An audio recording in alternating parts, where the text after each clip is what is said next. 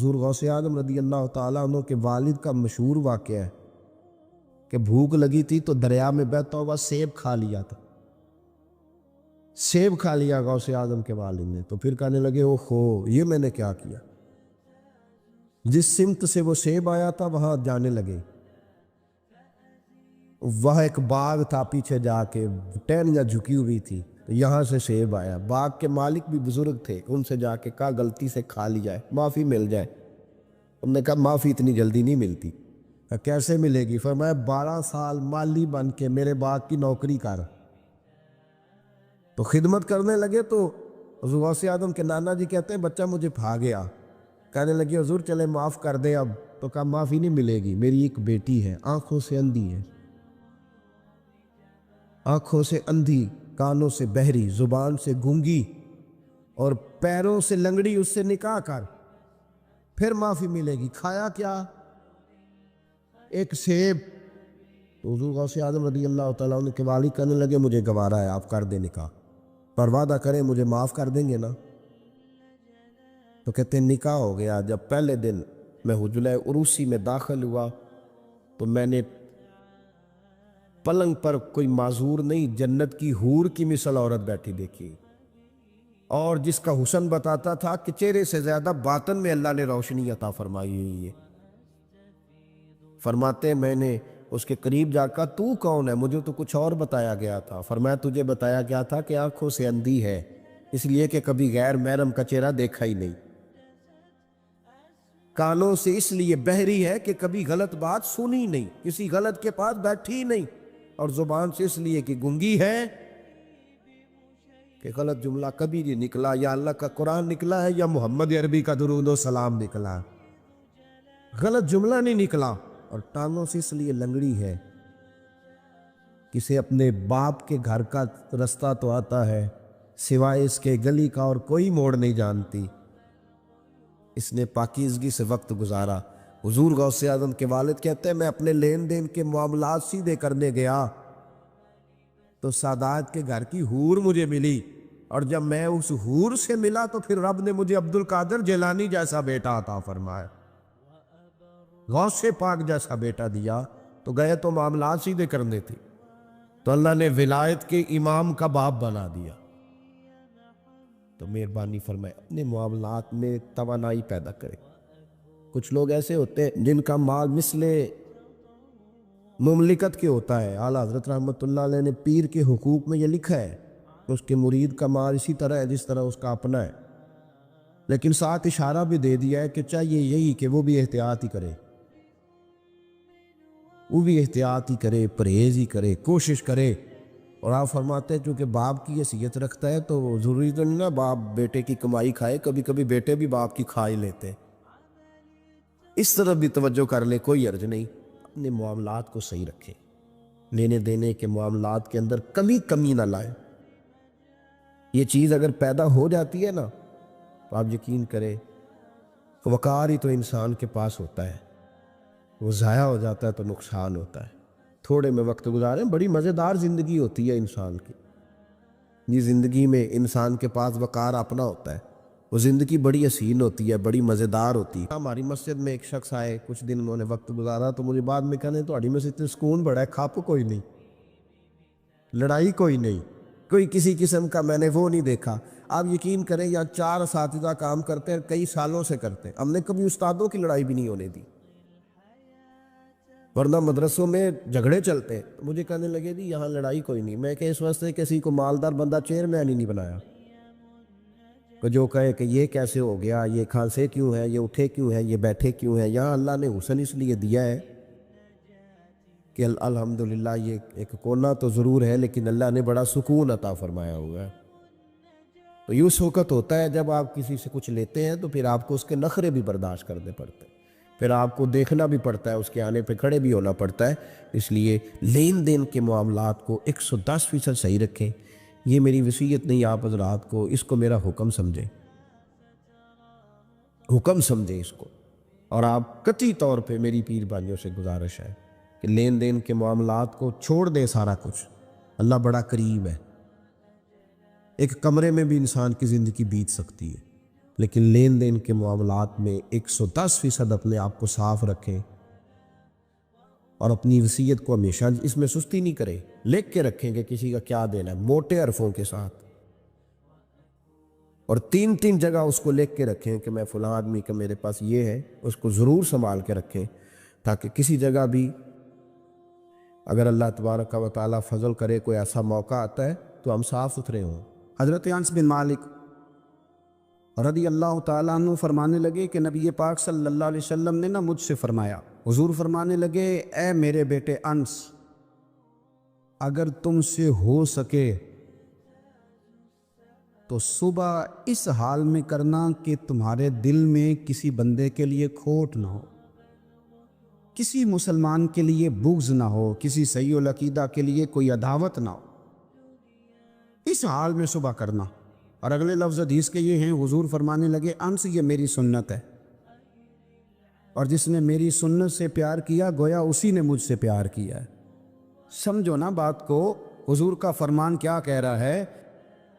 فرمایا انس صبح اس حال میں کرنا کہ تمہارے دل میں کسی مومن کے لیے کھوٹ نہ ہو، فرمایا یہ میری سنت ہے، اور جس نے میری سنت سے پیار کیا اسی نے مجھ سے پیار کیا۔ اس کا مطلب ہے خالی مسواک کرنا سنت نہیں، دل صاف کرنا بھی سنت ہے۔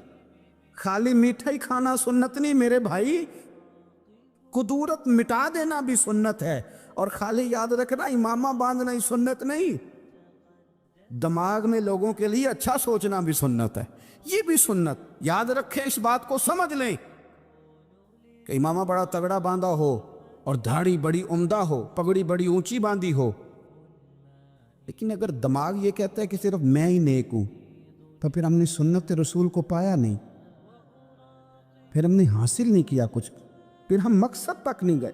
اگر ہم نے بیٹھ کے اپنی جماعت کے علاوہ، اپنے گروہ کے علاوہ باقی صحیح العقیدہ لوگوں کے بارے میں بڑی بڑی غلط باتیں کی، بڑے بڑے غلط نظریات ہم نے بیان کیے، تو وہ جو حضور نے فرمایا تھا نا کہ میری محبت کا ایک تقاضا یہ بھی ہے کہ میری سنت پر عمل کرو، اور میری سنت سے مراد یہ ہے کہ تمہارے دل میں کسی کے لیے کھوٹ نہیں ہونا چاہیے، کسی بندے کے لیے بغض اور عداوت نہیں ہونی چاہیے۔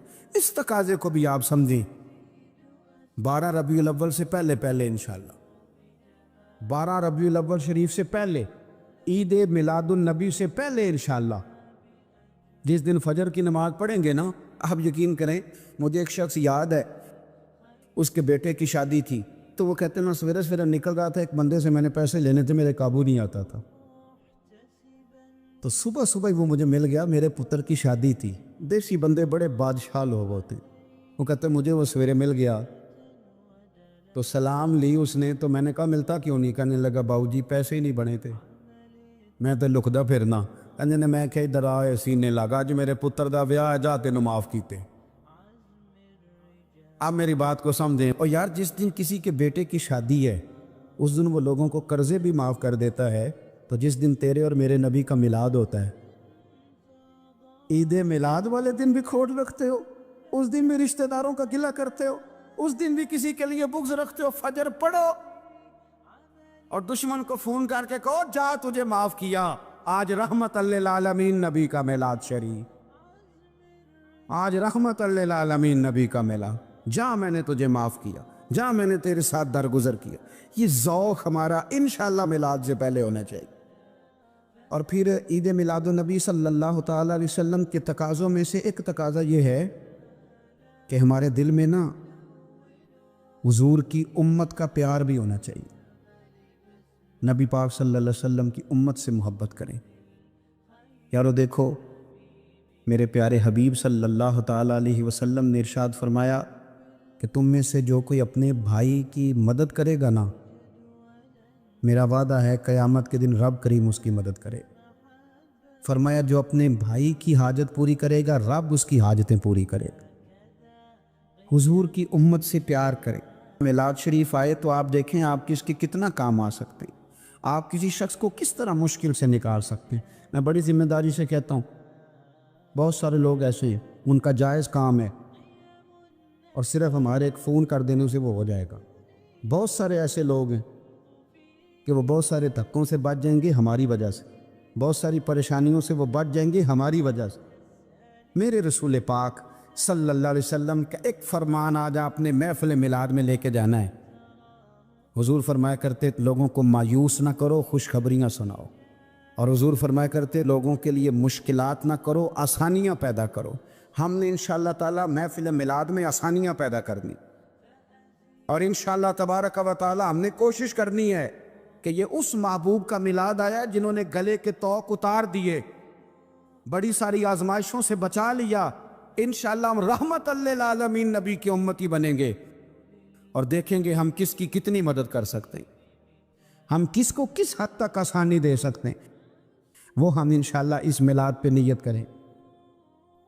میرے رسول کریم صلی اللہ تعالیٰ علیہ وآلہ وسلم ہجرت سے چند دن پہلے نہ خانہ کعبہ کو اندر سے دیکھنے کا دل کیا میرے نبی پاک کا، کیا مجھے مکہ چھوڑ کے مدینہ طیبہ جانا ہے تو میں ذرا کعبہ معظمہ کے اندر سے زیارت کر لوں۔ عثمان بن طلحہ ایک شخص تھا جو کلید بردار تھا، جس کے پاس خانہ کعبہ کی چابی ہوتی۔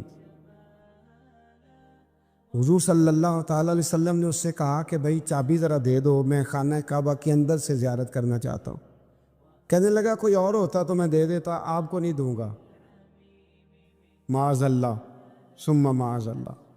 میرے رسول پاک کی بات نہ ستارے بھی مانتے ہیں، چاند بھی مانتا ہے، سورج بھی مانتا ہے۔ حضور اگر سورج کو کہنا واپس آؤ، حضرت علی نے نماز پڑھنی ہے تو وہ آ جاتا ہے، اور اگر حضور فرما دے چاند کو 2 ٹکڑے ہو جا تو وہ 2 ٹکڑے ہو جاتا ہے۔ سورج بھی بات مانتا ہے، چاند بھی بات مانتا ہے۔ یہ سارے میرے رسول کریم علیہ السلام کے غلام ہیں۔ جہاں جہاں تک رب کریم کی خدائی ہے وہاں میرے حبیب کی مصطفائی ہے۔ حضور وہیں چاہتے نا وہیں چاہتے، تو حضرت عمر اگر حکم دے تو زمین تیل واپس کرتی ہے، تو حضور حکم دیتے تو وہ کافر اندر دھرسا لیتی زمین، سارا کام اسی وقت ہو جاتا۔ لیکن حضور نے کیا فرمایا؟ جب عثمان بن طلحہ نے کہا نا کہ آپ کو چابی نہیں ملے گی، اللہ کے رسول نے فرمایا عثمان ایک وقت آئے گا جب یہ چابی تجھ سے میں لوں گا، اور جس کو میرا دل کرے گا میں اسے دوں گا۔ ایک وقت آئے گا کہ یہ میں تجھ سے لوں گا، اور پھر جس کو میرا دل چاہے گا میں اس کو وہ چابی دوں گا۔ میرے نبی کریم رؤوف رحیم سید عالم صلی اللہ علیہ وسلم نے وقت دیا۔ کتنا وقت لگا؟ 2 دن، 4 دن، 5 دن، 10 سال لگ گئے۔ حضور نے مکہ کو فتح کیا، حضور تشریف لائے، وہی چابی عثمان بن طلحہ کے پاس تھی۔ محبوب کریم نے بت توڑنے تھے، کعبہ کو ان سے پاک کرنا تھا، فرمایا لاؤ نا چابی کدھر ہے؟ عثمان کہتے ہیں حضور نے تو بات نہیں جتلائی، پر مجھے وہ لفظ یاد تھے کہ عثمان ایک وقت آئے گا، ایک سمجھیے گا بات کو، ایک وقت آئے گا جب چابی میں لوں گا، اور پھر جس کو میرا دل کرے گا میں اسے، پھر وقت آ گیا، پھر حضور نے چابی لے لی، پھر نبی پاک نے بت توڑے۔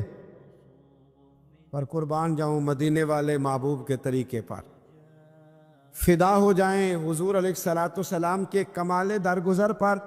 جب حضور فارغ ہوئے نا بیت اللہ کو صاف کر کے، تو فرمایا کدھر ہے ابھی عثمان بن طلحہ؟